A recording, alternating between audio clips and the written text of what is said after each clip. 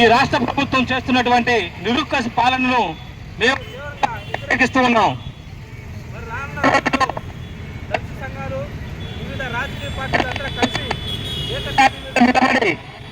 ఈ యొక్క ఎస్సీ వర్గీకి వ్యతిరేకంగా భారీ ఎత్తున మరి ధర్నా చేయడానికి సిద్ధమవుతున్నామని చెప్పి జేబీలో మాట్లాడుతున్న మేము తెలియపరుస్తున్నాము. మా పార్టీ తరఫున మరి అందరం కలిసి కట్టుగా మేము నడుస్తామని చెప్పి సందర్భంగా తెలియపరుస్తూ ఈ అవకాశం ఇచ్చిన పెద్దలకు ధన్యవాదాలు. జేబీ అండి, ఈ రోజున ఈ యొక్క సమావేశాన్ని ఏర్పాటు చేసిన ఏఎన్పి రాష్ట్ర అధ్యక్షులు, అదేవిధంగా వ్యవస్థాపకులు డాక్టర్ చారువాక గారికి జేబీ తరఫున మేము జేబీని తెలుపుతున్నాం. అదేవిధంగా మరి రోజున భవన్కి కూడా జేబీని తెలుపుతున్నాం. మరి ఈ రోజున ఎస్సీ వర్గీకరణ అనేది ఆంధ్ర రాష్ట్రంలో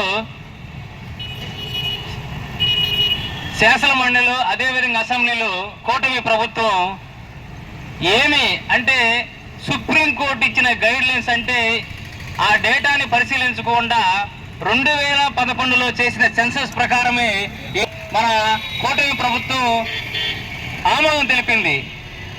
అసలుకి కూటమి ప్రభుత్వం ఇచ్చిన వాగ్దానాలు సూపర్ 6 అంటే ఏమి, అనేకమైన వాగ్దానాలు ఇచ్చేసి అవి చేయకోకుండా ఏందో కొంపలు మునిగిపోయినట్టుగా నారా చంద్రబాబు నాయుడు గారు అదేవిధంగా నేను ప్రశ్నిస్తానికే పార్టీ పెట్టాను, ఐఎమ్ చెగోవేరా అని చెప్పి ఈ రోజున నేను సనాతన ధర్మాన్ని కాపాడుతాను, ఆ రోజునే ఉన్న అంబేద్కరు, పెరియారు, కాంచీరాము అని భుజాన వేసుకుని తిరిగి నేను 1,00,000 పుస్తకాలు చదివాను అని చెప్పేసి ఒక ఫోటో పెట్టేసి పుస్తకం స్టిల్ ఇటు ఈ రోజున చూస్తే ఏమి అయ్యో నాకేం తెలియదు అన్నట్టుగా జనసేన అధినేత పవన్ కళ్యాణ్ గారు నాకు అంబేద్కర్ అంటే ఇష్టం, గతంలో చూసుకుంటే రాజ్యాంగాన్ని పట్టుకుని చేతపట్టుకుని ఊరూరో తిరిగాడు. మరి ఈ రోజున మరి అసెంబ్లీలో నేను దీనికి ఆమోదం తెలుపుతున్నానని చెబుతూ ఎంత సిగ్గుచేటు అని చెప్పేసి ఈ యొక్క వర్గాలు ఒక్కసారి ఆలోచించుకోవాలి. అంతేకాదు ఇక్కడ విషయాన్ని నేను చెప్పదలుచుకున్నది ఏంటంటే కారంచేడు చుండూరు ఘటన జరిగినప్పుడు ఒక మహాయుద్ధం జరిగింది భారతదేశంలో. ఆ రోజున పార్లమెంటులో కత్తి పద్మారావు యొక్క సారథ్యంలో వీళ్ళు మాట వినకపోతే అక్కడున్న భారతదేశంలో ఉన్న ఎస్సీ ఎస్టీ ఎంపీలు మొత్తం కలిసి ఒక హోటల్లో మీటింగ్ పెడతాం జరిగింది. అంతకుముందు కత్తి పద్మారావు గారి బొజ్జాతారకం గారు వీళ్ళు ఉన్నప్పుడు ఆ కష్టపడి అపాయింట్ పడేవాళ్ళం.